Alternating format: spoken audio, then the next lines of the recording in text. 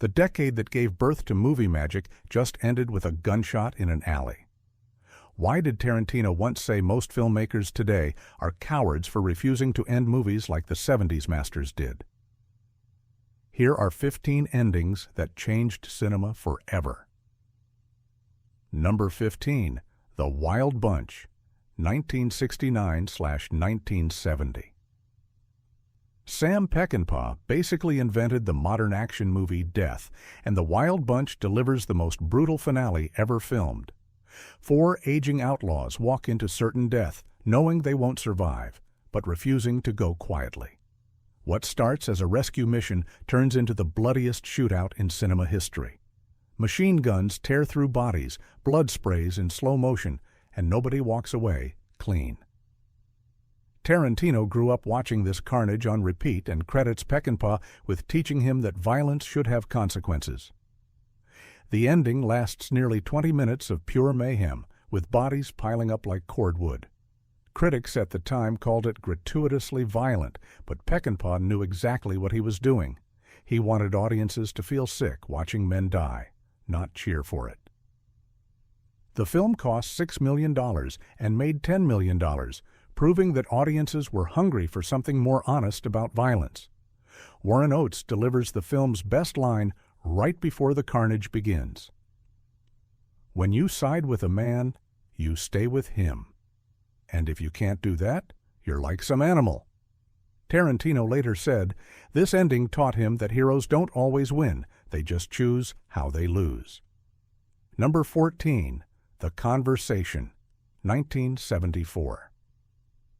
Francis Ford Coppola made his most paranoid thriller right between the 2 Godfather films, and the ending still gives people nightmares.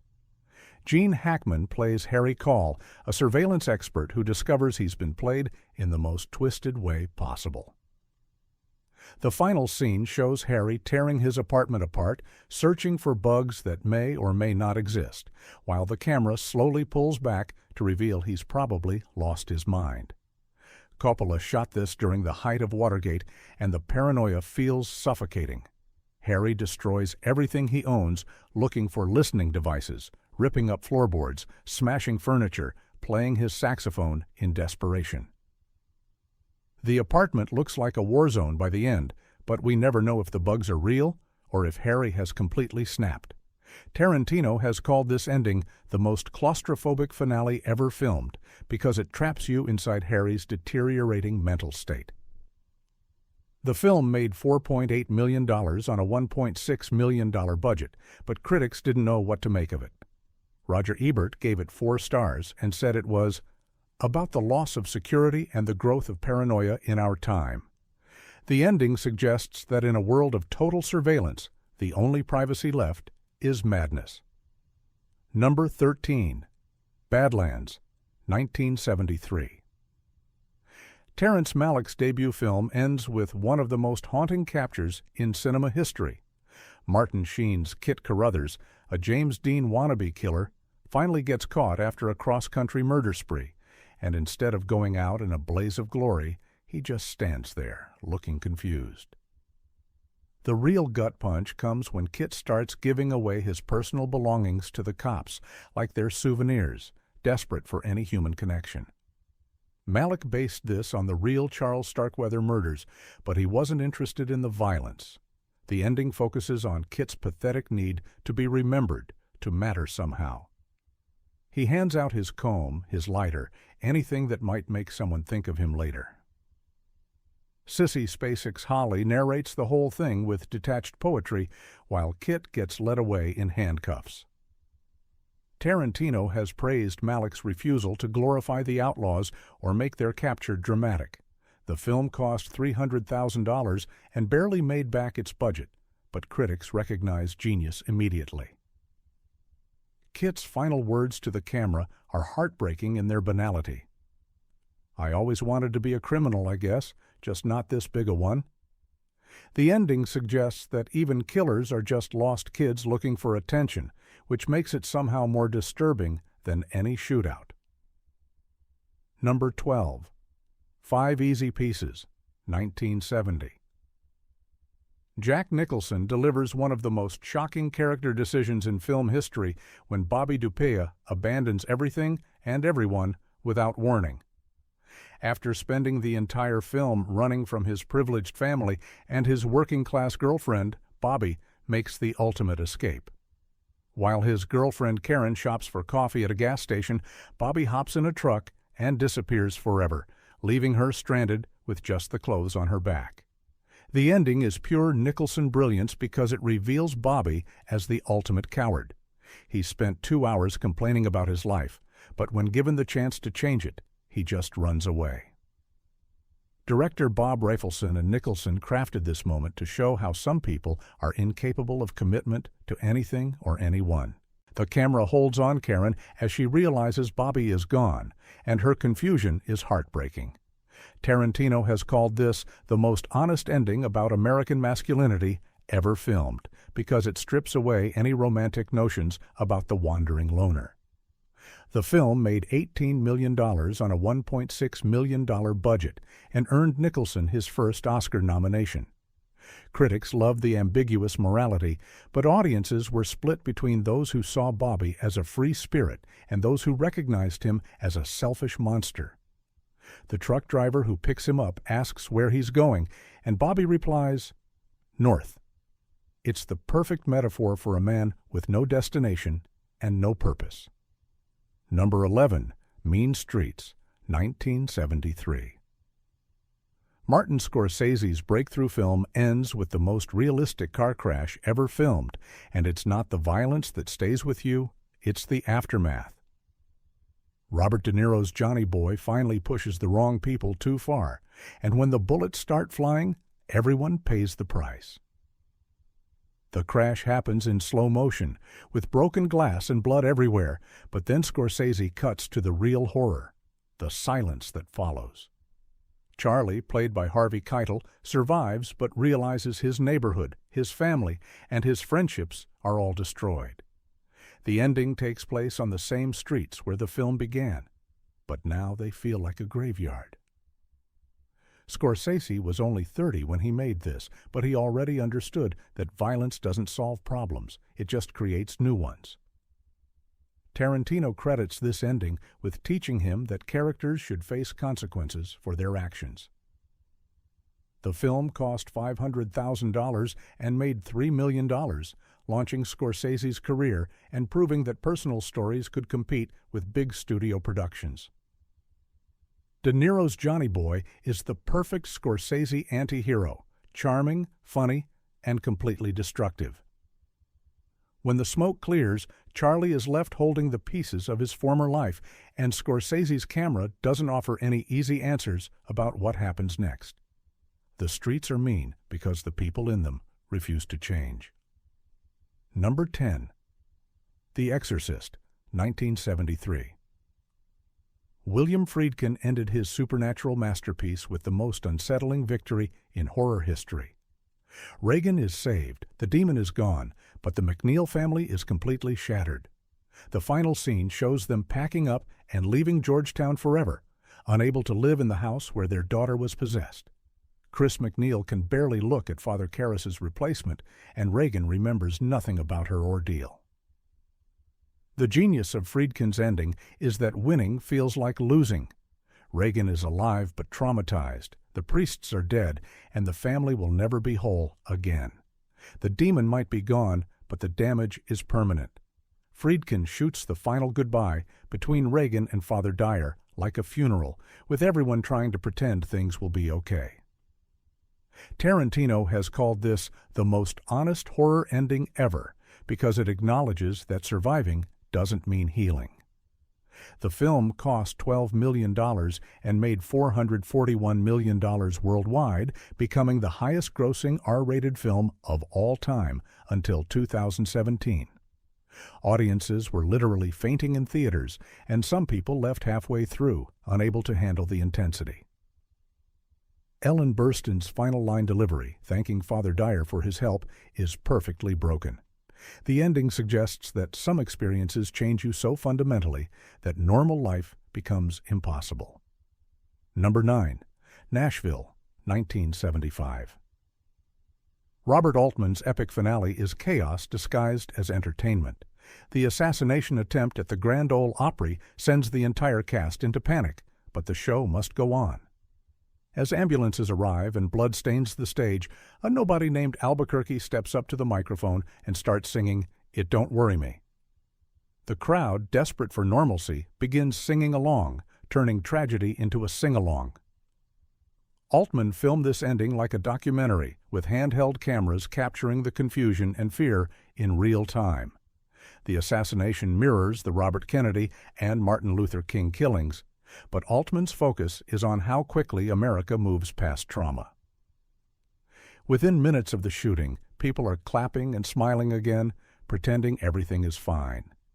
Tarantino has praised Altman's cynical view of American entertainment culture and its ability to turn anything into a show. The film cost $2.2 million and made $10 million, earning 5 Oscar nominations, including Best Picture.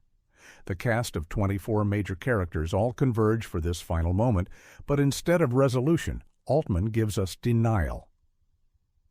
Barbara Harris's performance of It Don't Worry Me is both beautiful and disturbing, as she literally sings over the echoes of gunshots. The ending suggests that America's greatest talent is its ability to forget its own violence. Number 8. Cabaret, 1972. Bob Fosse's musical masterpiece ends with the most chilling final image of the decade. After 2 hours of decadent nightclub performances, the camera pulls back to reveal the Kit Kat Club audience, and suddenly we see Nazi uniforms scattered throughout the crowd. The party is over, and the real horror is just beginning. Joel Grey's Master of Ceremonies delivers his final bow as the curtain falls on both the show and an entire way of life. Fosse chose to end his film not with the romance between Sally and Max, but with the political reality closing in around them.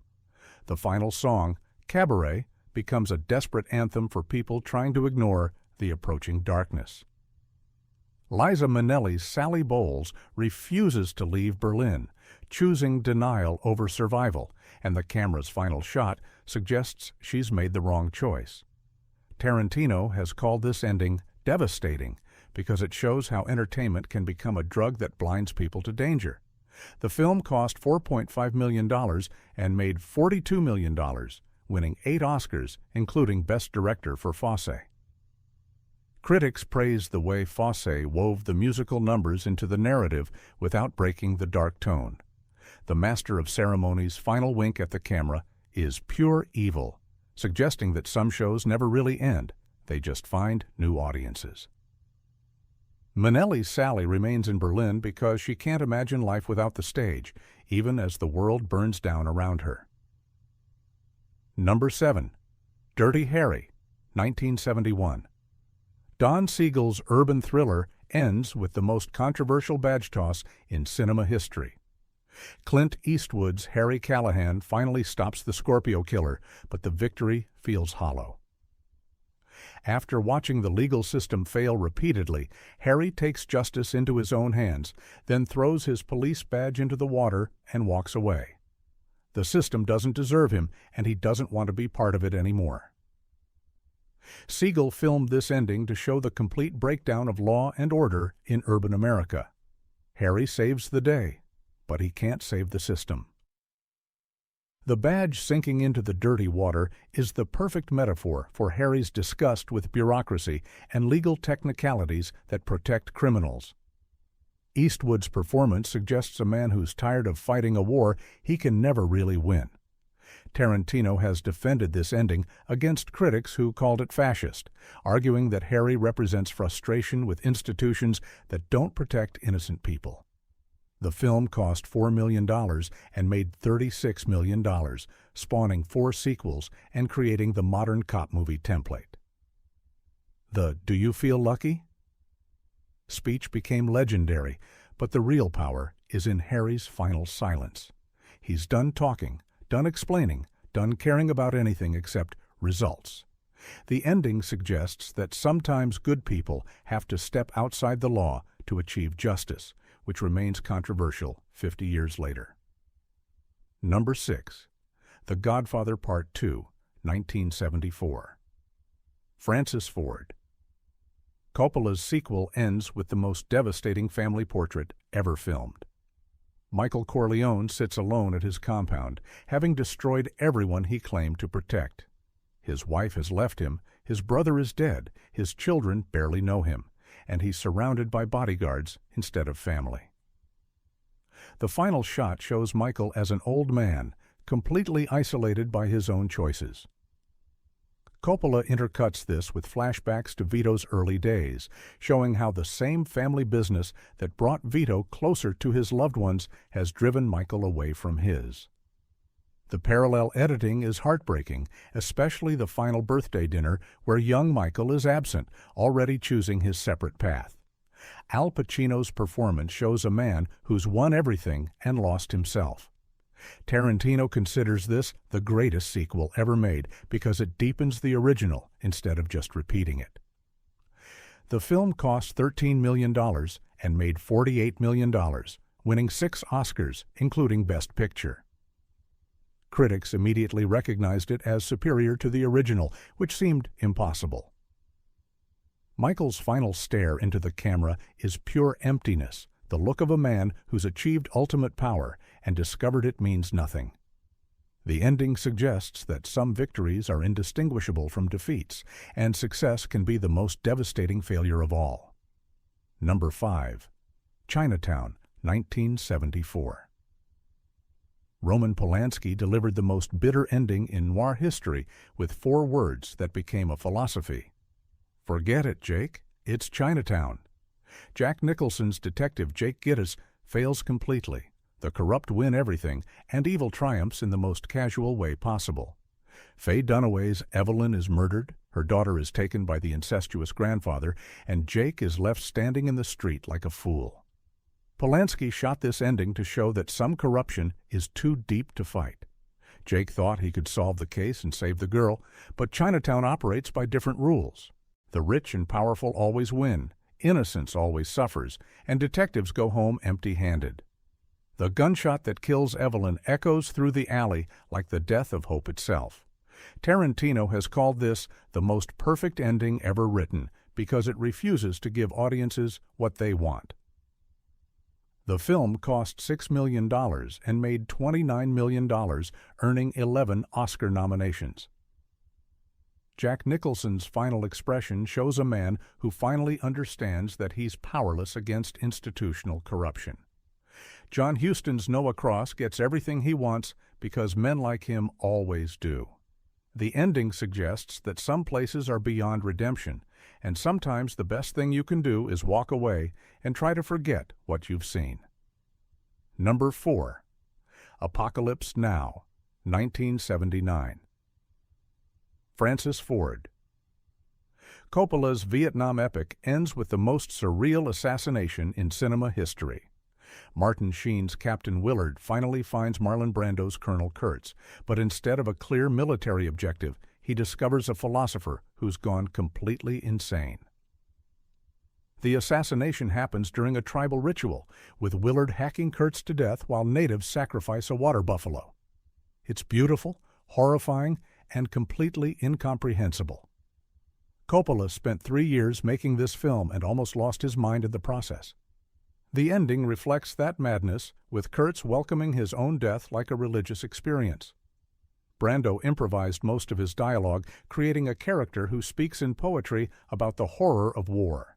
When Willard emerges from Kurtz's compound, covered in blood and mud, he looks like a caveman who's just discovered fire. Tarantino has praised Coppola's refusal to explain what any of it means, leaving audiences to figure out the symbolism themselves. The film cost $31 million and made $78 million, but the real cost was Coppola's sanity and marriage. Critics were divided between those who saw genius and those who saw pretentious madness. Kurtz's final words, the horror, become Willard's inheritance, a truth too terrible to understand, but impossible to forget. The ending suggests that war doesn't just kill soldiers, it kills the idea that anything makes sense. Number 3. Taxi Driver, 1976. Martin Scorsese's urban nightmare ends with the most ambiguous hero in cinema history. Robert De Niro's Travis Bickle becomes a media sensation after his violent rampage saves a child prostitute, but Scorsese leaves us wondering if Travis has learned anything or if he's just waiting for his next opportunity to explode. The final scene shows Travis driving his cab through the same streets where the film began, suggesting that nothing has really changed. Scorsese and screenwriter Paul Schrader created an ending that works as both triumph and warning. Travis saved Iris and became a hero, but his methods were pure vigilante violence. The newspaper clippings praising his actions feel sinister rather than celebratory, especially since we know how close Travis came to assassinating a presidential candidate instead. Tarantino has called this the most dangerous ending ever filmed because it suggests that society rewards the wrong kind of behavior.